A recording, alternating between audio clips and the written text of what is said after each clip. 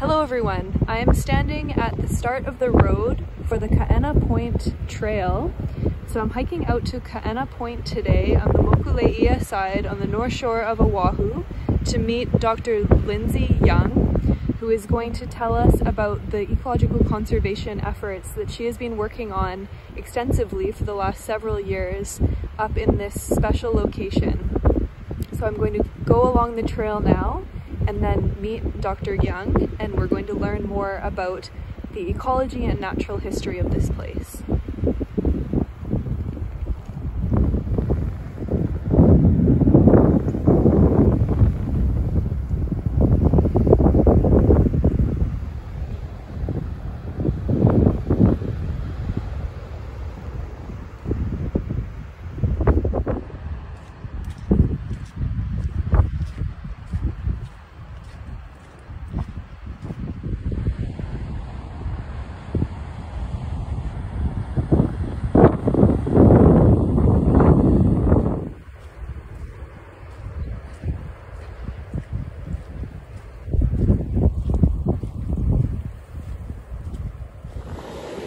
Okay everyone, we've arrived at the predator-proof fence at Kaena Point, and we're going to enter now to learn more about the ecology up here. And we're here today with Dr. Lindsay Young from Pacific Rim Conservation, and Dr. Young is going to tell us a little bit about the history of this place and some of the work that she does up here. So first, maybe Dr. Young, if you could tell us just a little bit about the history of the predator-proof fence that we're about to go through. Yeah, so Kaena Point was established as a natural area reserve in the 1980s, and the area that you see now or you're about to see was actually almost completely destroyed. It was a fishing village followed by a military base and then a railroad, so there was not much left. But the state of Hawaii recognized it was a special place in the 1980s, started blocking off cars, which is the vehicle barricade that you see here, and then started really actively restoring the area, so outplanting native plants, clearing out invasive plants. And once they started doing that, the ecosystem started to respond. So all of a sudden the seabirds started coming back to nest with the guano that they deposited and made more nutrients for more plants to cultivate or colonize, as well as invertebrates. But the problem is that even though humans were being prevented from driving over everything, predators were still here. And so any of our ground nesting birds are vulnerable to any mammalian predators. None of those things evolved in Hawaii. And so the birds were getting decimated. So predator control started in about 2000 when the birds arrived. In 2011, a predator exclusion fence was put up. It's the fence that we're going to walk through. So the combination of features keeps out all mammalian predators. So it's tall enough that a cat can't jump over. It has a rolled hood so the cats can't climb over, and then there's a really fine mesh that even rodents can't squeeze through. So the combination of all of these things means that all of those predators that were eating the birds, as well as eating the seeds of plants and other invertebrates, can't get in there. But one thing you're probably noticing is it's not perfect. It's not a complete enclosure. There's sort of an open end right where it goes down to the water. And so the area we walk through, there's sort of a whole trap line to prevent things from getting around the corners. We do still have to trap. It's not perfect, but it keeps out 99% of everything we want it to.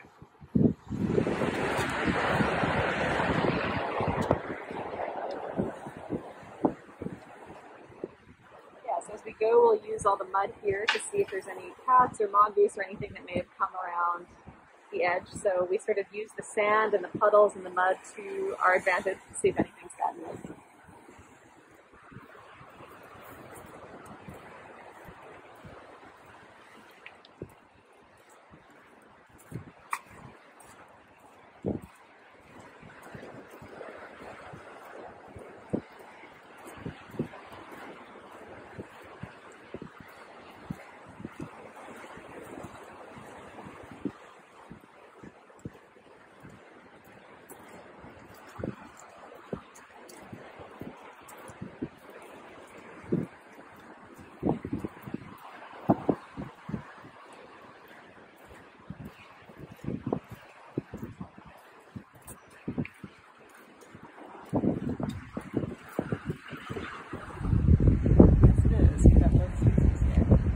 So we're seeing some black-footed albatross,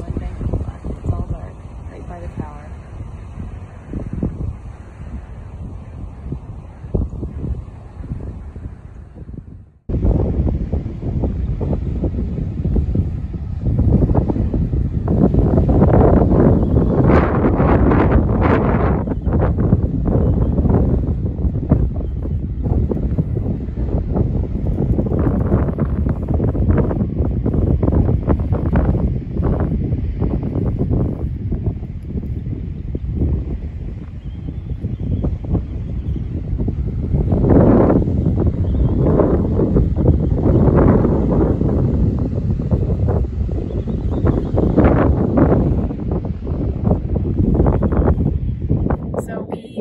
Birds every week, and the information we're collecting is how many nests there are and how well those nests do. So this right here would be a nest. We mark them with the pink flagging, and they don't make much of a nest. As you can see, they nest on the ground and they lay 1 egg per year, and they will start breeding when they're about 8 or 9 years old, and those chicks take 65 days to hatch, and then about 5 months of both parents providing food. So they go all the way to Alaska and back to provide food for their chicks, which is squid and fish. And we monitor the birds from year to year too to tell their survival. So we're making them stand up, which is what I'm doing here. You'll see they each have individual leg bands. That's how we know who mom or dad is on the nest. And then we also know the history of that parent.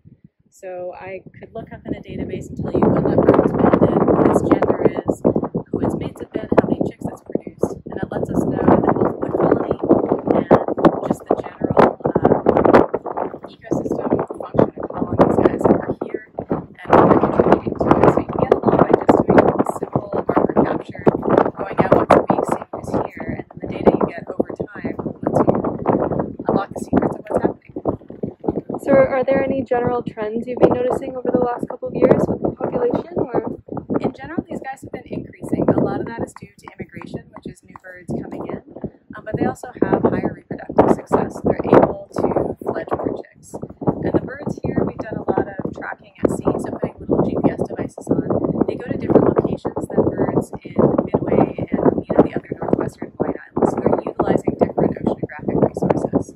So the more colonies you have, kind of the better off the species are, because it spreads the risk out if any one colony has something happen or if the location it forages disappears or changes. So it's good to have birds on high islands breeding in these locations.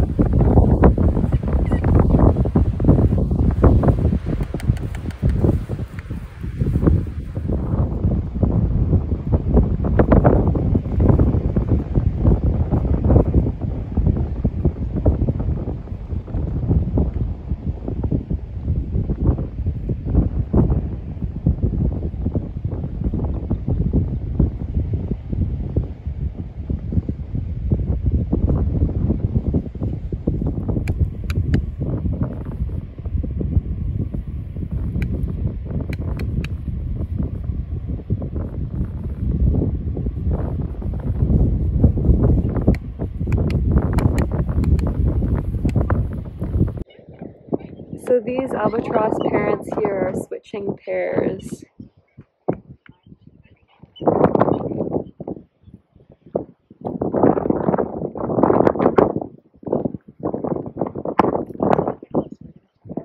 I can narrate what you're seeing, but this is a nice thing to show.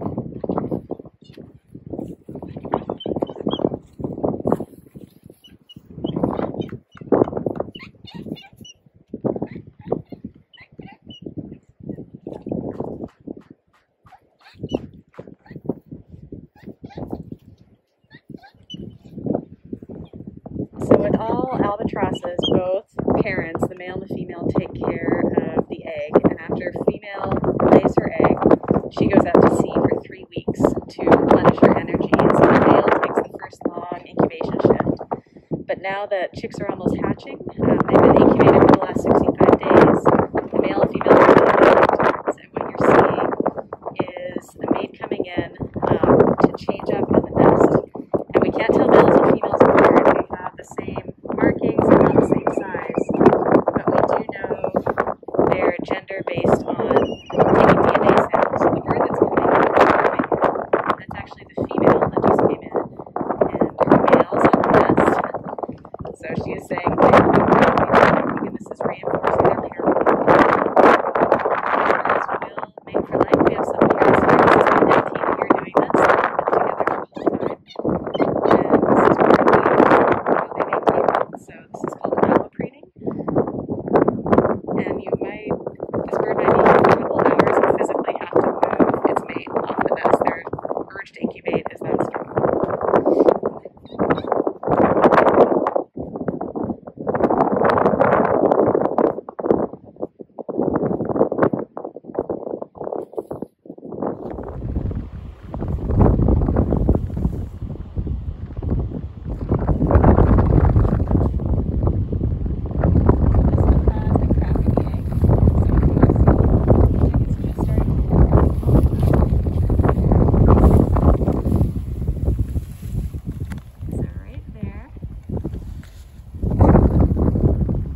Over the next 3 days or so.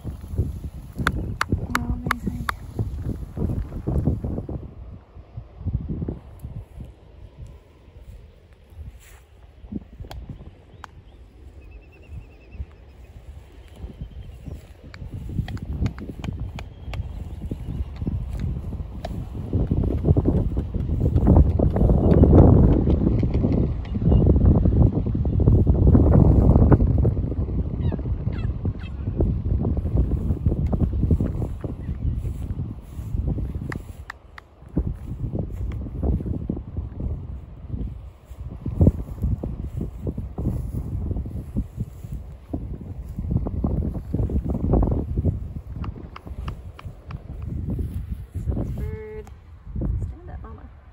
Right there has a hole in the egg, and the egg's about to, or the chick's about to come out. So it can take anywhere from 1 to 3 days for that baby to come out. It can take a little while.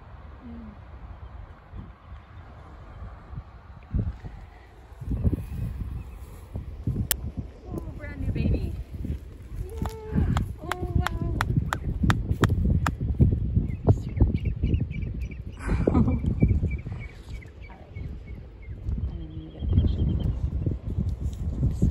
Sure the chick is hatched okay.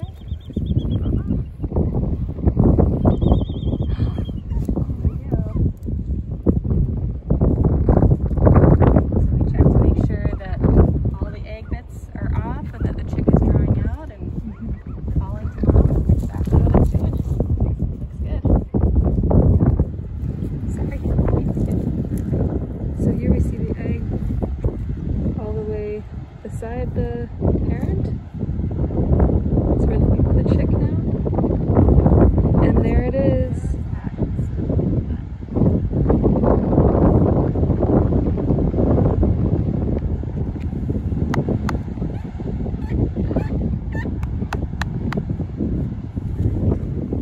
So now we're walking out to the coastline to try to get a glimpse of the endemic monk seals. Okay, we're now at the coastline and we're going to look at some of the monk seals here. So we're lucky to have Leslie with us, who's going to tell us a bit about the monk seals that she's been monitoring here. Okay, hello all. So here we have 2 seals in the pool here. One is on the little beach. For the scientist, he's known as RWO2. Let me put this on please. So he's RWO2 with the nickname PV Kauai, that stands for Permanent Visitor from Kauai. He does go back to Kauai or other islands sometimes, spends most of the time here now. And then further down in the pool we have Luana. Luana is known as RN58. She was born in 2013, has had 2 pups already, had a sabbatical last year and may have a pup this year, we don't know yet. They are tagged. Luana has 2 tags on the left and 58 right and 59. And PV Kauai here was born in 2008, possibly Kauai. His WO2 tag was long gone, so he has 3 other identification tags. And further up, there's a pot of whales playing. Yeah, we can see the blowholes.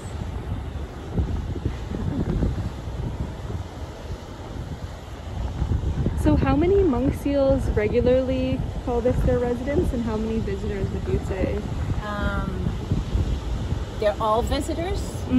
Residents would be the one that is actually born here. There is one called Kaena, R040. He was born on the beach at the point.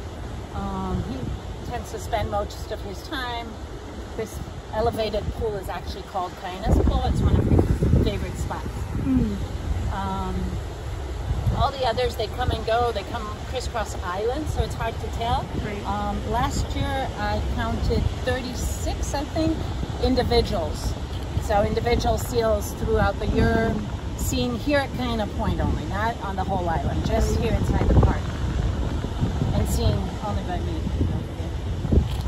So it's hard to tell. This year so far, I think I've had 11 different individuals.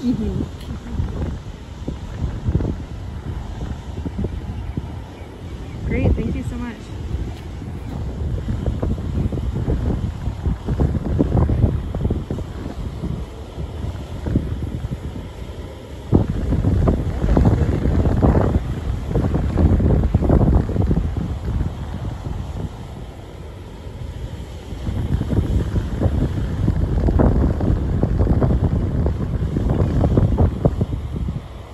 Put your thumb out like this in the same position the seal is. Close one eye. If your thumb is covering the seal, you're at a good distance. So it's usually from the muzzle to the tail. Of course, here you're much more than 50 feet. But then, if you go down on the beach, he's going to be facing you, so you can't do it. And the corals, walking on the dead corals, there makes a lot of noise. So they can get disturbed.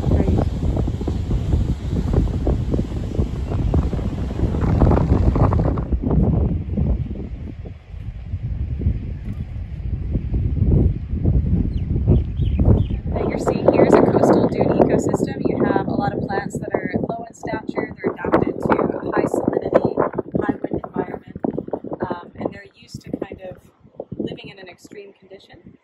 And the plants that you're seeing also, we do have a lot of nitrogen fixers out here, which is nice. So it's able to provide nutrients in the soil that weren't there before. So this one right here is our coastal sandalwood species, and this is actually one of the indicator species that we use to see if rodents are present. These seeds are really small, but once they're larger, they form these large berry-like fruits that the rodents really like. So this plant was sort of unable to reproduce before rodents controlled this area. And another pretty common one right down here is a lima, which is actually the flower of Oahu. So almost all of the vegetation that you see going towards the point on this sort of gradient, windward gradient, is almost all native, and all of this has been outplanted and then sort of cultivated on some level in order to stabilize the dune system. And as you get more up towards the mountains, you can see it's more grassy, more rocky, kind of more invasive species the further down you get. The closer you are to the ocean,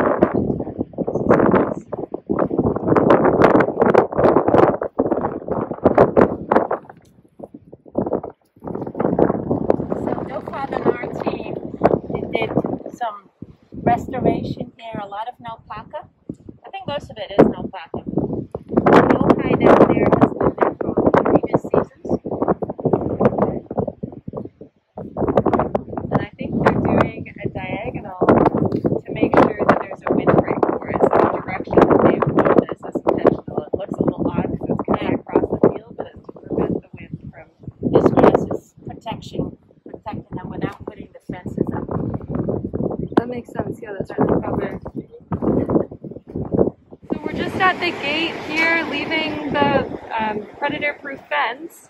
But before we go, we're just going to hear one more story about this rock here that we can see beside the trail. Okay, so that formation, the rock, is known as Lena. Lena is a short part of the Hawaiian name that's extremely long. And Lena is known as the launching rock. So it's the launching for the spirits. They say that the spirits come down the mountain. Other spirits are around the rock that will help them go into the spirit world. So we do have 2 launching rocks on Oahu, if I'm not mistaken, and other islands, each island has 1 too. So there's even a gate there, because when they put the fence, in order not to have any issue about cutting the flow of the spirits. So that's a sacred rock. We always ask people not to go and climb or pick up seeds or whatever around it, and just leave it there. Anything to add? So it was incorporated into the design of the fence. Yeah, so when we were doing the assessment with the community of what alignment, if they wanted the gate to be here or in front of that, there was debate over whether spirits could go over a fence. And so the ultimate answer is we don't know.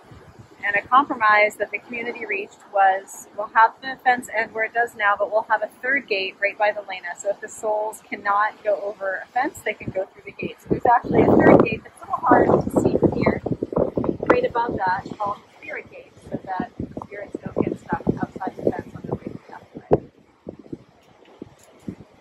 Very interesting. Thank you so much. And thank you for sharing all the stories and your knowledge today. It's been such a pleasure having you. My pleasure. And hopefully for all the students, you'll be able to come out and experience the incredible Ka'ena Point for yourselves.